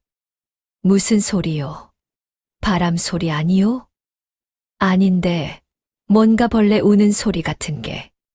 왕초가 찜찜한 표정으로 뒤를 돌아보려는 순간, 윤슬이 담긴 포대 자루 안에서 소리가 뚝 그쳤습니다. 아이는 숨을 죽인 채 연적을 가슴에 꼭 품고 있었습니다. 왕초가 획 고개를 돌려 짐칸을 노려보았습니다. 하지만 거짓말처럼 그 기이한 울림은 뚝 끊겨 있었지요. 오직 거친 바퀴가 자갈기를 지시기는 소리만 요란했습니다. 왕초는 짐칸을 덮은 거적을 들춰보려다 멈칫했습니다. 어둠 속에서 무언가 번뜩인 것 같았으나 다시 보니 그저 낡은 집신짝 하나가 덜렁거리고 있을 뿐이었습니다. 제기랄, 귀신이 곡할 노릇이네. 왕초가 바닥에 침을 찍 뱉으며 다시 고삐를 잡았습니다. 형님, 어제 마신 술이 덜 깬 거 아니요? 이 깊은 산중에 벌레 우는 소리야. 당연한 거지 뭘 그리 놀라쇼. 옆에 앉은 칠성이가 낄낄거렸습니다. 왕초는 찜찜한 표정을 지으면서도 채찍을 휘둘렀습니다. 철썩 채찍 소리와 함께 마차가 다시 덜컹거리며 속도를 냈습니다. 그 시각 포대 자루 안에 윤슬은 숨이 막힐 듯한 긴장감 속에 입술을 깨물었습니다. 품에 안은 백자 연적의 서늘한 냉기만이 아이가 정신을 붙들 수 있는 유일한 위안이었지요. 마차 바퀴가 튀어오를 때마다 연적 안에서 달그락 하는 미세한 소리가 났습니다. 그것은 물소리가 아닌 딱딱한 고갯길이 부딪히는 소리였습니다. 윤슬아, 괜찮니? 아까 그 소리는 뭐였어? 옆 자루에 갇힌 서련이 낮은 목소리로 속삭였습니다. 언니, 이거 바닥이 이상해. 이중으로 되어 있어. 윤슬은 묶인 두 손을 비틀어 연적을 단단히 잡았습니다. 행랑채에서 온갖 허드레시를 하며 단련된 예민한 손끝, 감각이 연적의 굽 안쪽을 훑었습니다. 유약을 바르지 않은 거친 면 사이에 손톱이 들어갈 만한 미세한 틈이 있었습니다. 윤슬은 숨을 멈추고 그 틈새에 엄지손톱을 밀어 넣었습니다. 손톱 밑살이 찢어지는 듯한 아픔이 손목을 타고 올라왔지만 서련의 서방님이 목숨 걸고 지키라던 그 물건의 비밀을 풀어야만 했습니다. 빠지집 마차의 굉음 사이로 작은 파열음이 들렸습니다. 틱. 경쾌한 소리와 함께 연적의 밑바닥이 뚜껑처럼 분리되어 윤슬의 손바닥 위로 떨어졌습니다. 동시에 그 안에서 툭 하고 튀어나온 것은 꼬깃꼬깃하게 접힌 기름종이 뭉치였습니다. 윤슬은 떨리는 손으로 그것을 집어들었습니다. 어둠 속이라 글씨는 보이지 않았지만 기름을 먹여 빳빳하면서도 세월의 때가 묻은 종이의 질감이 느껴졌습니다. 언니 찾았어. 안에 종이가 들어있어. 윤슬이 흥분한 목소리로 속삭였습니다. 종이라니. 그게 무슨, 몰라. 너무 어두워서 안 보여 하지만 뭔가 중요한 것 같아. 아버지가 이걸 주우라고 했을 때부터 이상했어. 그때였습니다. 워워. 마부가 거칠게 고삐를 당기는 소리가 들렸습니다. 끼익 낡은 마차 바퀴가 비명을 지르며 급정거했습니다. 관성에 의해 자루 안에 있던 두 사람의 몸이 앞으로 쏠려 뒹굴었습니다. 윤슬은 본능적으로 기름종이 뭉치를 속옷 안쪽 깊숙한 곳에 찔러 넣었습니다. 날카로운 연적의 밑바닥 뚜껑은 손에 쥐었지요. 다 왔다, 주막이다. 왕초의 걸걸한 목소리가 들려왔습니다. 어우, 엉덩이 아파 죽겠네 형님. 일단 목부터 축입시다. 이년들은 어차피 묶여 있는데 도망도 못 갈 거 아니오. 칠성이가 투덜거리며 마차에서 뛰어내리는 소리가 쿵 하고 울렸습니다. 자루 안의 서련은 마른 침을 삼켰습니다. 놈들의 발자국 소리가 짐칸에서 멀어지고 있었습니다. 주막의 시끌벅적한 소음과 술 냄새가 바람을 타고 포대 자루 틈새로 스며들어 왔습니다. 윤슬아, 잘 들어. 서련이 결의에 찬 목소리로 속삭였습니다. 놈들이 술을 마시러 들어간 지금이 기회야. 내가 가진 그 연적 조각, 날카롭니? 윤슬은 손에 쥔 연적의 밑바닥 조각을 꽉 쥐었습니다. 깨진 도자기처럼 날카로운 단면이 손가락을 베일 듯했습니다. 응, 날카로워, 아주 날카로워 언니. 그걸로 포대를 찢어 그리고 내 밧줄을 끊어줘. 놈들이 나오기 전에 우린 도망쳐야 해. 윤슬은 고개를 끄덕였습니다. 손은 덜덜 떨리고 심장은 터질 듯이 뛰었지만 아이는 이를 악물었습니다.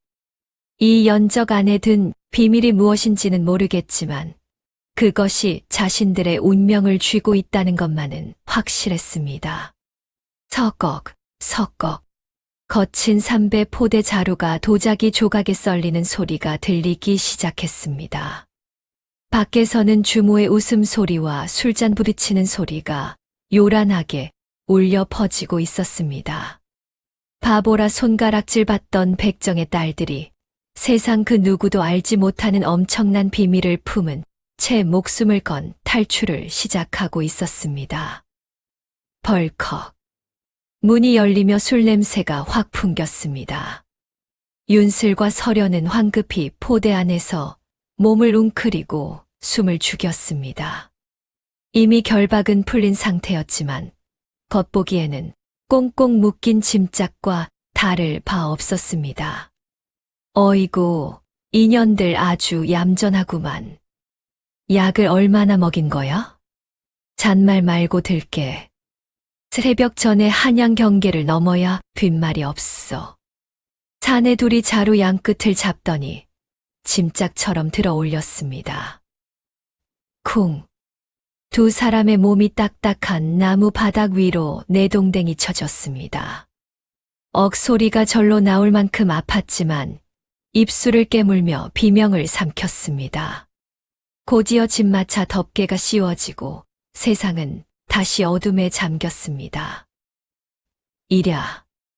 마부의 고함과 함께 집마차가 덜컹거리며 움직이기 시작했습니다. 바퀴 굴러가는 소리가 요란했습니다. 엉덩이와 등허리가 바닥에 부딪혀 멍이 들 지경이었지만 윤슬은 오히려 그 진동에 집중했습니다. 칠흑 같은 어둠에 눈이 무용하니 귀가 열렸습니다. 바퀴가 자갈을 밟는 소리, 말발굽이 땅을 박차는 박자, 그리고 마부들이 주고받는 농지거리까지. 모든 소리가 윤슬의 머릿속에서 지도로 그려지고 있었습니다. 한참을 달렸을까 말의 숨소리가 거칠어졌습니다. 히잉, 푸르르. 언니 윤슬이 아주 작은 목소리로 속삭였습니다. 마차 바퀴 소리에 묻혀 앞자리 사내들에게는 들리지 않을 크기였습니다. 말들이 힘들어하고 있어. 바퀴 구르는 속도도 느려졌고 지금 우린 가파른 고갯길을 올라가고 있는 거야. 서련은 어둠 속에서 윤슬의 손을 꽉 잡았습니다. 식은 땀으로 축축한 손이었지만 그 힘만은 단단했습니다. 조금만 더 기다려. 고개 정상 직전 굽이기를 돌 때 말이 멈칫할 거야. 그때가 기회야. 윤슬의 온 신경은 마차의 기울기에 쏠렸습니다. 마차가 오른쪽으로 크게 휘청였습니다. 속도가 현저히 줄어드는 순간이었습니다. 지금이야 뛰어. 윤슬의 외침과 동시에 서련이 자루를 박차고 일어났습니다. 그녀는 윤슬의 손목을 낚아채며 마차 뒤편으로 몸을 날렸습니다. 쿠당탕. 두 사람의 몸이 거친 흙바닥에 처박혔습니다. 뾰족한 돌부리가 무릎을 찢고 손바닥을 갈아버렸습니다. 입안에서 비릿한 피 맛이 났습니다. 하지만 고통을 느낄 새도 없었습니다. 뭐야, 무슨 소리야? 앞에서 졸고 있던 마부놈이 소스라치게 놀라 고함을 질렀습니다. 횃불이 춤을 추듯 흔들리더니 마차가 급하게 멈춰 섰습니다. 이런 젠장 짐짝들이 도망친다. 잡아 전연들 놓치면 우린 다 죽은 목숨이야. 다급한 고함과 함께 거친 발소리가 땅을 울리며 다가왔습니다. 윤슬아, 일어나 뛰어야 해. 서련이 비틀거리는 윤슬을 일으켜 세웠습니다. 두 사람은 칠흑 같은 어둠 속, 이름 모를 산속으로 무작정 내달리기 시작했습니다. 나뭇가지가 얼굴을 핥히고 덤불이 옷자락을 잡아당겼습니다. 뒤에서는 횃불의 붉은 빛이 일렁이며 점점 거리를 좁혀오고 있었습니다. 거기서라 이 천한 것들이 어디를 감히. 놈들의 욕설이 등 뒤까지 따라붙었습니다. 공포에 질린 서련의 숨이 턱 끝까지 차올랐습니다. 눈앞에 갈림길이 나타났습니다. 왼쪽은 평탄해 보이는 오솔길이었고 오른쪽은 수풀이 우거진 험한 길이었습니다. 윤슬아, 이쪽이야. 왼쪽으로 가자. 서련이 윤슬의 손을 잡아 끌며 왼쪽 길로 들어서려 했습니다. 평평한 길로 달려야 조금이라도 더 멀리 도망칠 수 있다고 판단한 것입니다. 그때였습니다. 안 돼. 윤슬이 서련의 손을 거칠게 뿌리치며 제자리에 멈춰 섰습니다. 뭐 하는 거야? 놈들이 바로 뒤에 있단 말이야. 그쪽으로 가면 죽어, 언니. 그쪽은 절벽이야. 서련은 당황했습니다. 달빛에 비친 길은 분명 평범한 흙길이었습니다. 하지만 윤슬의 귀에는 전혀 다른 풍경이 펼쳐지고 있었습니다. 왼쪽 길에서 불어오는 바람 소리는 날카로웠습니다. 바람이 나무나 숲에 부딪히는 묵직한 소리가 아니라 허공을 가르고 올라오는 텅 빈 소리였습니다. 바람 소리가 달라. 저쪽은 낭떠러지야. 반대쪽으로 가야 해. 물소리가 들려. 윤슬은 어둠 속에서 고개를 돌려 귀를 기울였습니다. 졸졸졸. 일반 사람의 귀에는 들리지 않을 아주 미세한 물살 소리가 윤슬의 귓가에는 선명하게 잡혔습니다. 저 놈들은 횃불을 들고 있어서 우리를 볼 수 있어. 하지만 물소리가 나는 쪽은 수풀이 우거져서 소리가 먹혀. 그리로 가야 살 수 있어. 윤슬의 확신에 찬 목소리에 서련은 마음을 다잡았습니다. 뒤에서는 놈들이 낙엽을 밟는 소리가 바로 코앞까지 다가와 있었습니다.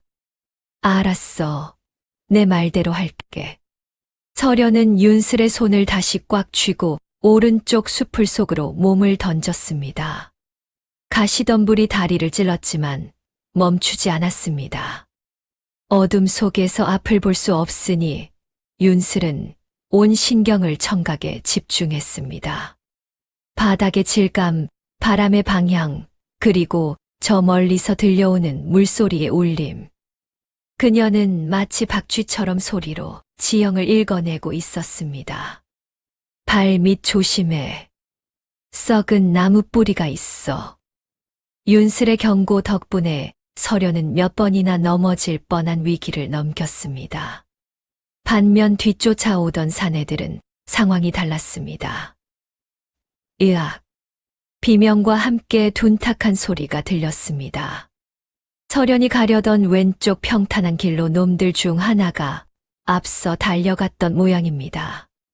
김서방 괜찮나? 어이쿠 저 절벽이야. 하마터면 떨어져 죽을 뻔했네. 제기랄. 인연들이 귀신에 홀렸나? 이 밤중에 길을 어찌 알고 피한 거야? 놈들의 당황한 목소리가 멀리서 들려왔습니다. 윤슬의 판단이 정확했던 것입니다. 하지만 안심하기엔 일렀습니다. 나머지 놈들이 방향을 틀어 수풀 쪽으로 다가오는 기척이 느껴졌습니다. 거의 다 왔어. 물 냄새가 나. 윤슬이 거친 숨을 몰아쉬며 속삭였습니다. 습기를 머금은 바람이 뺨을 스쳤습니다. 그 순간 두 사람의 발이 허공을 디뎠습니다. 풍덩. 차가운 계곡물이 온몸을 감쌌습니다. 깊지 않은 개울이었지만 바위 뒤에 몸을 숨기기에는 충분했습니다. 쉿! 숨 참아. 윤슬이 서련의 어깨를 누르며 물속 바위 뒤로 몸을 숨겼습니다. 얼음장 같은 물이 뼛속까지 시리게 했지만 두 사람은 입을 틀어막고 숨소리조차 죽였습니다. 바로 머리 위쪽 둑방길로 횃불의 그림자가 어른거렸습니다. 분명 이 근처에서 소리가 났는데 사내의 그림자가 윤슬과 설연이 숨은 바위 쪽을 향해 멈춰 섰습니다. 윤슬은 품속에 숨겨둔 날카로운 연적 조각을 물속에서 꽉 쥐었습니다. 만약 들킨다면 이 조각으로 놈의 발목이라도 끊어버릴 각오를 하면서 말입니다. 심장 소리가 너무 커서 물 밖으로 들릴까 두려운 순간이었습니다. 타닥, 타닥. 멀어지는 횃불 소리와 함께 사내의 그림자가 어둠 속으로 완전히 사라졌습니다. 윤슬이 참았던 숨을 토해내며 설연을 부축해 물 밖으로 이끌었습니다. 얼음장 같은 계곡물에 온몸이 마비된 듯 했으나 지체할 틈이 없었습니다. 언니, 저쪽 산비탈에 폐가가 보여. 그리로 피해야 해. 두 사람은 서로의 체온에 의지해 가시덤불을 헤치고 산을 올랐습니다. 지붕이 반쯤 내려앉은 낡은 초가였으나 당장 몸을 숨기기엔 더할 나위 없었습니다. 끼익. 녹슨 문을 열고 들어가자 퀴퀴한 먼지 냄새가 코를 찔렀습니다. 설연은 주저앉듯 바닥에 쓰러져 품속을 더듬었습니다. 깨진 연적.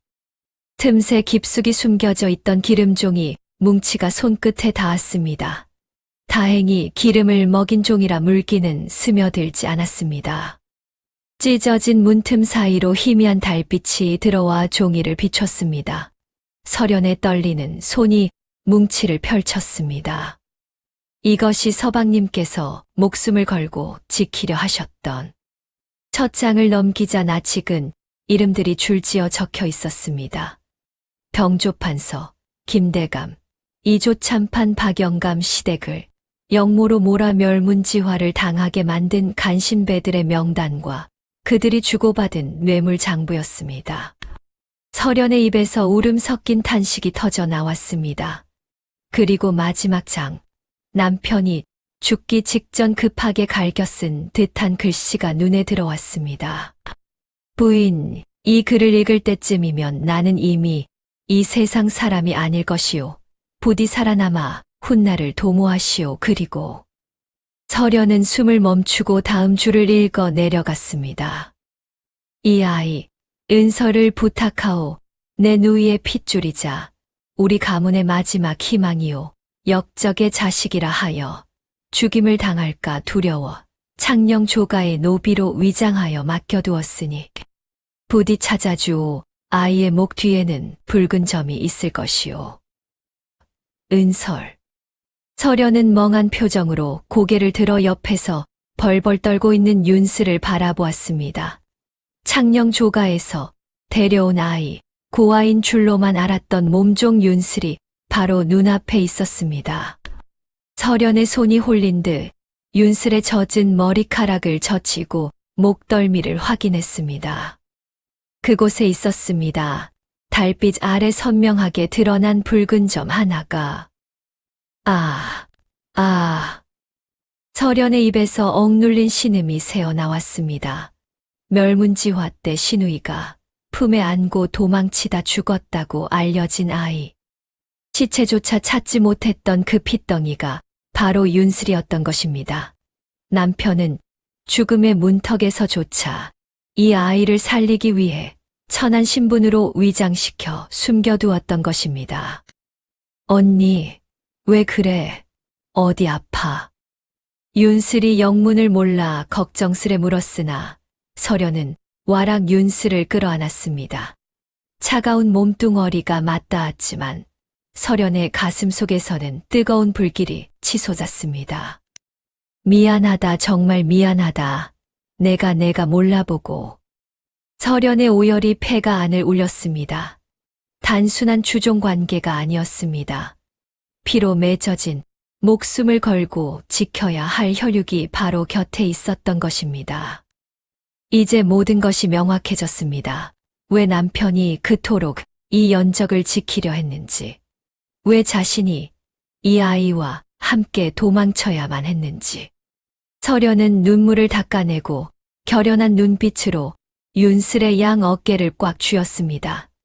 더 이상 나약한 양반집 규술은 없었습니다. 잘 듣거라. 윤슬아 아니 은설아. 예, 은설이라니요. 그게 내 진짜 이름이다. 너는 내 조카이자 우리 가문의 마지막 핏줄이야. 이 장부가 그것을 증명한다. 우리는 반드시 살아서 한양으로 갈 것이다. 가서 이 억울함을 밝히고 내 이름을 되찾아 줄 것이야.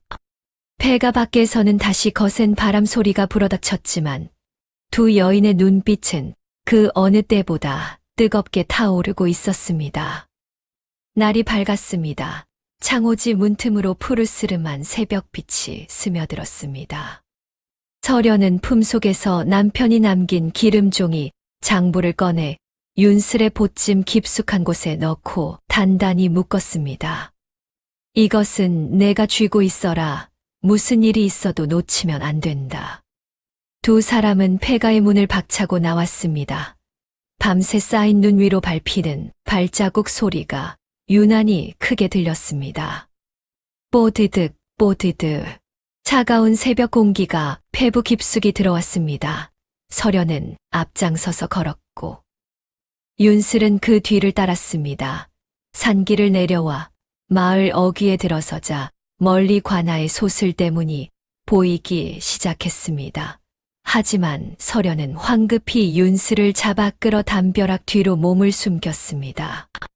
저길 보거라. 서련이 가리킨 곳에는 험상궂은 산의 넷이 몽둥이를 든 채 관아 입구를 서성이고 있었습니다. 놈들의 허리춤에는 민씨 부인이 부리는 사병들의 표식인 붉은 띠가 매여 있었습니다. 제기랄 벌써 길목을 지키고 있었구나. 서련이 입술을 깨물었습니다. 관아 안으로 들어가 사또에게 이 장부를 전하기만 하면 모든 것이 끝나는데 고작 저 문턱 하나를 넘지 못해 주저앉아야 한다는 사실에 속이 타들어갔습니다. 그때 담벼락 뒤에서 상황을 살피던 윤슬의 눈이 반짝였습니다.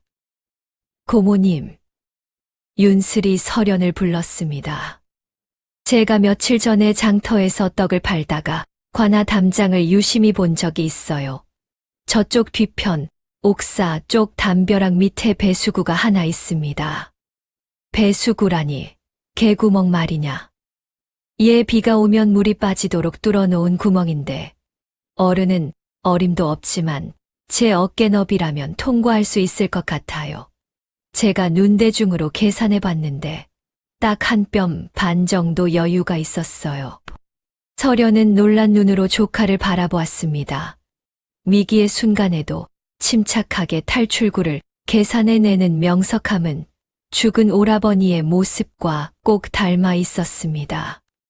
안 된다. 너무 위험해. 만약 구멍에 끼기라도 하거나 안쪽에 보초가 있다면. 그렇다고 여기서 물러설 순 없잖아요. 정문으로 가면 둘 다 죽어요. 윤슬의 눈빛은 단호했습니다. 서련은 잠시 망설이다가 결심한 듯 윤슬의 두 손을 꼭 잡았습니다. 좋다. 내 말대로 하자. 허나 그냥은 안 돼. 놈들의 시선을 돌려야 내가 안전하게 들어갈 수 있다. 내가 미끼가 되마. 고모님, 그게 무슨 말씀이세요? 위험합니다. 잘 듣거라. 내가 뛰쳐나가 놈들을 유인하면 그때 너는 뒤쪽 배수구로 뛰어라. 가서 사또에게 이 장부를 전하고 억울함을 호소해라. 반드시 내가 해야 한다. 서련은 윤슬의 볼을 어루만졌습니다. 너는 우리 가문의 희망이다. 내가 살아야 우리 모두가 산다. 알겠느냐? 윤슬은 흐르는 눈물을 닦으며 고개를 끄덕였습니다. 서련은 옷매무새를 다듬었습니다. 흙투성이가 된 치마였지만 양반가의 안주인으로서 지녔던 기품만은 감출 수 없었습니다. 서련은 깊게 심호흡을 하고 관아 정문을 향해 몸을 돌렸습니다. 어이, 거기 놈들. 서련의 쩌렁쩌렁한 목소리가 새벽의 정적을 갈랐습니다. 누구냐? 졸고 있던 사내 하나가 깜짝 놀라 몽둥이를 고쳐 잡았습니다. 서련은 당당하게 그들 앞으로 걸어 나갔습니다. 내 얼굴을 벌써 잊었느냐? 민 씨가 보낸 개들이 주인을 몰라보는구나. 사내들의 눈이 휘둥그레졌습니다. 숲의 전단에 그려진 얼굴 민 씨 부인이 그토록 찾으라 닥달하던 바로 그 여인이었습니다. 저 전연이다, 김서련이다. 잡아라 잡아서 부인께 바치면 금이 백냥이다. 와, 4명의 사내가 일제히 몽둥이를 치켜들고 서련을 향해 달려들었습니다. 타다닥. 거친 발소리가 땅을 울렸습니다. 서련은 그들이 충분히 가까워질 때까지 기다렸다가 반대편 골목을 향해 냅다 뛰기 시작했습니다. 거기서라 인연 놓치면 다 죽은 목숨이다 쫓아. 고함과 욕설이 뒤섞여 관아 앞마당을 뒤흔들었습니다. 놈들의 시선이 온통 서련에게 쏠린 그 순간 관아 뒤편 담장 및 수풀이 조용히 흔들렸습니다. 윤슬이었습니다.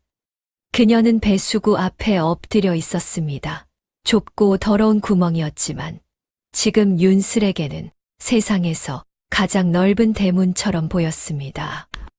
고모님 제발 무사하세요. 윤슬은 입술을 깨물고 칠흑 같은 배수구 구멍 속으로 머리를 밀어 넣었습니다. 차가운 오물이 뺨에 닿았지만 멈추지 않았습니다. 품속에 든 장부가 심장 박동에 맞춰 뜨겁게 달아오르고 있었습니다. 철퍼덕. 진흙탕물이 사방으로 튀었습니다. 윤슬이 배수구 밖으로 몸을 던져 구르듯 빠져나왔습니다. 온몸에 오물을 뒤집었었지만 품에 안은 붉은 비단 보자기만은 젖지 않도록 필사적으로 감싸 쥐고 있었지요. 서련을 향해 몽둥이를 치켜들었던 사내들이 기겁하며 뒷걸음질 쳤습니다. 이게 무슨 냄새야? 윤슬이 비틀거리며 일어섰습니다. 그녀의 눈빛은 그 어느 때보다 형형하게 빛나고 있었습니다. 윤슬은 품에서 장부를 꺼내 높이 치켜들었습니다. 여기 증좌가 있다. 조진사 댁의 비리가 적힌 장부가 여기 있단 말이다. 사내들의 시선이 일제히 붉은 보자기로 쏠렸습니다. 우두머리 사내가 험상궂은 표정으로 다가왔습니다. 전연이 미쳤나 저거 뺐어. 오지마 다가오면 혀를 깨물고 죽어버릴 거야. 윤슬이 악을 쓰며 뒷걸음질 쳤습니다. 그때 관아 대청마루 쪽에서 낯이 근 목소리가 들려왔습니다. 그 장부 이리 가져오너라. 모두의 시선이 그곳으로 향했습니다. 며칠 전부터 관아 주변을 기웃거리며 서련과 윤슬을 지켜보던 그 낯선 설이었습니다. 남루한 옷차림의 갓도 비뚤어진 그는 여전히 한량처럼 보였지요. 사내들은 코웃음을 쳤습니다. 뭐야, 저 거렁뱅이는 썩 꺼지지 못해. 하지만 사내의 눈빛은 전과 달랐습니다. 장난기, 어린 미소는 온데간데 없고 서늘한 위엄만이 가득했지요. 그가 품에서 무언가를 꺼내 들었습니다. 아침 햇살을 받아 번쩍이는 그것은 낡은 붓도 종이도 아니었습니다. 5마리의 말이 새겨진 둥근 폐 마패였습니다. 암행어사 출두야. 천지를 뒤흔드는 고함 소리가 관아를 가득 메웠습니다. 둥둥둥. 북소리와 함께 굳게 닫혀있던 관아의 문이 활짝 열리고 푸른 옷을 입은 역졸들이 파도처럼 밀려 들어왔습니다. 암행어사 출두야. 죄인들은 엎드려라. 아이고, 이게 무슨 날벼락이야. 몽둥이를 들고 서련을 위협하던 사내들은 혼비백산하여 몽둥이를 내던지고 바닥에 납작 엎드렸습니다. 사시나무 떨듯 떠는 그들의 등 위로 역졸들의 포승줄이 날아들었습니다. 윤슬은 다리에 힘이 풀려 주저앉았습니다. 나으리. 암행어사는 성큼성큼 걸어와 윤슬의 손에서 장부를 건네받았습니다. 그는 윤슬과 서련을 번갈아 보며 고개를 끄덕였습니다. 고생 많았다. 너희의 용기가 헛되지 않을 것이다. 고지어 관아 안쪽에서 찢어지는 듯한 비명 소리가 들려왔습니다. 이거 놓아라. 내가 누구인 줄 아느냐? 나는 조진사 댁 안주인이다. 산발이 된 머리에 벗겨진 신발꼴로 민씨 부인이 2명의 포졸에게 양팔을 붙들린 채 끌려 나오고 있었습니다. 그녀의 얼굴은 하얗게 질려 있었지만 표독스러운 눈빛만은 여전했습니다. 이놈들 감히 내 몸에 손을 대다니. 진사 영감에게 이르면 너희는 모두 죽은 목숨이다. 닥쳐라. 암행어사의 호통이 마당을 울렸습니다. 민씨 부인은 그제야 고개를 들어 마패를 든 어사와 그 옆에 서 있는 서련과 윤스를 발견했습니다. 그녀의 눈동자가 심하게 흔들렸습니다. 네, 내년들이. 어사가 장부를 민씨 부인의 눈앞에 들이밀었습니다. 이 장부에 적힌 횡령과 착복 그리고 무고한 백성들을 핍박한 죄, 내가 모를 리 없겠지. 모함입니다. 저 천한 것들이 꾸며낸 거짓말입니다. 민씨 부인은 바락바락 악을 썼습니다. 하지만 어사는 차가운 목소리로 덧붙였습니다. 이 장부뿐만이 아니다. 내가 서련의 집안이 몰락한 틈을 타 그 재산을 가로채고 무고한 사람들을 핍박한 증좌까지 이미 확보해 두었다. 민씨 부인의 다리가 휘청하더니 털썩 무릎을 꿇고 말았습니다. 더 이상 변명할 말이 없었지요. 어사는 서련을 바라보았습니다. 부인 이자가 지은 죄가 막중하니 국법에 따라 엄히 다스릴 것이오. 허나 그 전에 피해자인 부인께서 하고 싶은 말이 있다면 하시오. 서련은 천천히 민씨 부인 앞으로 다가갔습니다. 서련의 그림자가 민씨 부인의 떨고 있는 어깨 위로 드리워졌습니다. 주변은 숨소리 하나 들리지 않을 만큼 조용해졌습니다. 마님. 서련의 입에서 나온 말은 뜻밖에도 담담했습니다. 저는 마님을 원망하며 수많은 밤을 지새웠습니다. 제 손으로 마님을 무너뜨리는 꿈을 꾸기도 했지요. 민씨 부인은 고개를 들지 못한 채 어깨만 들썩였습니다. 허나 이제 보니 마님은 이미 무너져 있었군요. 탐욕에 눈이 멀어 사람을 사람으로 보지 않고 재물만 쫓다 결국 짐승만도 못한 꼴이 되셨으니 말입니다. 서련은 깊은 한숨을 내쉬며 고개를 저었습니다. 저는 복수하러 온 것이 아닙니다. 다만 잘못된 것이 제자리를 찾길 바랄 뿐입니다. 마님이 훔쳐간 것은 재물이 아니라 우리 가족의 삶이었습니다. 그 죄값은 저에게 비는 것이 아니라 하늘에 빌어야 할 것입니다. 서련은 어사에게 고개를 숙여 예를 표했습니다. 나으리 이자의 처분은 나으리께 맡기겠습니다. 저는 그저 잃어버린 제 이름을 되찾은 것만으로 족합니다. 어사는 감탄한 듯 고개를 끄덕였습니다. 포졸들이 민씨 부인을 일으켜 세워 끌고 나갔습니다. 민씨 부인의 통곡 소리가 멀어져 갔지만 서련은 뒤를 돌아보지 않았습니다. 그녀는 흙투성이가 된 윤슬에게 다가갔습니다. 고모님. 고맙다 윤슬아. 내가 아니었다면 해내지 못했을 것이다. 서련은 자신의 소매로 윤슬의 얼굴에 묻은 오물을 닦아주었습니다. 윤슬은 그 손을 꽉 잡았습니다. 두 여인은 서로를 의지하며 관아의 대문을 향해 걸어갔습니다. 등 뒤로 쏟아지는 아침 햇살이 두 사람의 어깨를 따스하게 감싸 안았습니다. 세월이 흘러 10년 후 경상도 창녕화왕산 자락, 한때 잡초만 무성하던 폐가 터에 번듯한 기와집이 다시 들어섰습니다. 대문 위에는 남원이 씨 가문이라는 현판이 당당히 걸려 있었지요. 암행어사의 장계가 조정에 올라간 뒤 서련의 시댁에 씌워졌던 영모 누명은 깨끗이 벗겨졌습니다. 몰수되었던 가산이 돌아왔고 서련은 가문을 복원한 뒤 윤슬을 양녀로 입적시켰습니다. 사랑채에서는 글 읽는 소리 대신 숫자 세는 소리가 낭낭하게 들려왔습니다. 7에 9을 더하면 16이요. 다시 셋을 곱하면 48이라. 전국 8도에서 몰려든 학자들이 머리를 조아리고 있었습니다. 그들 앞에는 단정한 비단 옷을 입은 윤슬이 붓을 들고 서 있었지요. 행랑채의 얼자였던 그녀는 조선 최고의 산학자로 이름을 떨치고 있었습니다. 셈법 하나로 억울한 누명을 쓴 상인들을 구해주고 가뭄 때는 물길의 양을 계산해 농사를 살려내니 사람들은 그녀를 창녕의 지혜라 불렀습니다. 해질녘 설현과 윤슬이 툇마루에 마주 앉았습니다. 따뜻